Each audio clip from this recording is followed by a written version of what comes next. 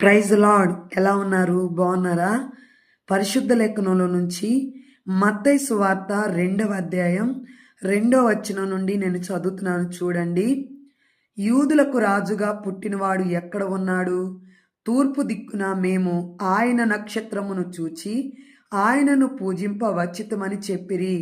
హేరోదు రాజు ఈ సంగతి వినినప్పుడు అతడును అతనితో కూడా యెరూషలేము వారందరూ కలవరపడిరి.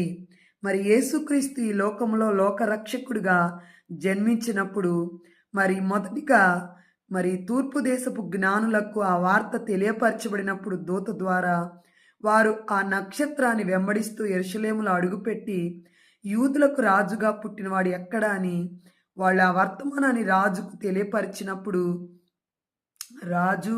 రాజుతో పాటు ప్రధాన యాజకులు, పరసీలు, యెరూషలేములో ఉన్న వారందరూ కలవరపడ్డారంటండి. మరి ఈ క్రిస్మస్ సందర్భంగా ఒకవేళ నిన్ను భయపెడుతున్న పరిస్థితులు ఒకవేళ నువ్వు ఎదుర్కొంటున్నావా?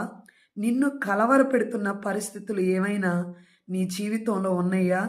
నిన్ను పదే పదే గాయపరుస్తూ నిన్ను బెదిరిస్తూ నీ జీవితం ఇక అయిపోయింది, ఇక నువ్వు పైకి లేవలేవు, ఇక నీ బ్రతుకు అయిపోయింది, ఇక నువ్వు ఓడిపోయినట్టే, ఇక నీకు జీవితమే లేదు, గతంలో నువ్వు చేసిన పాపాన్ని బట్టి, గతంలో నువ్వు చేసిన తప్పులను బట్టి దేవుడు నిన్ను క్షమించడో, నీకు ఇక బ్రతకడానికి అర్హతే లేదని అనేక రీతులుగా సాతాను నిన్ను కలవరపెడుతున్నాడేమో.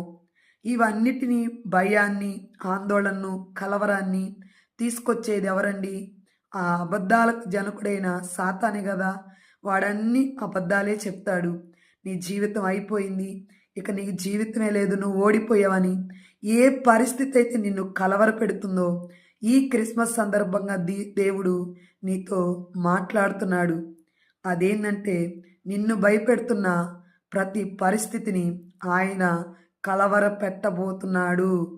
నిన్ను ఏ పరిస్థితి అయితే కృంగదీస్తుందో ఆ పరిస్థితిని ఆయన కలవర పెట్టబోతున్నాడు.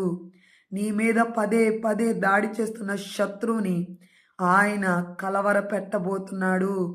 ధైర్యం తెచ్చుకో. నీ కొరకు లోకరక్షకుడు పుట్టి ఉన్నాడు. ఏ విషయంలో నువ్వు భయపడద్దు. గతంలో నువ్వు చేసిన తప్పులను బట్టి ఒకవేళ కృంగిపోతున్నావేమో, ధైర్యం తెచ్చుకో. నిన్ను కలవర పెడుతున్న ప్రతి పరిస్థితిని ఆయన కలవర పెట్టబోతున్నాడు. ఆయన వారికి భయము కలుగజేయబోతున్నాడు. ఆయన వారిని చెదరగొట్టబోతున్నాడు. ధైర్యంగా ఉండు.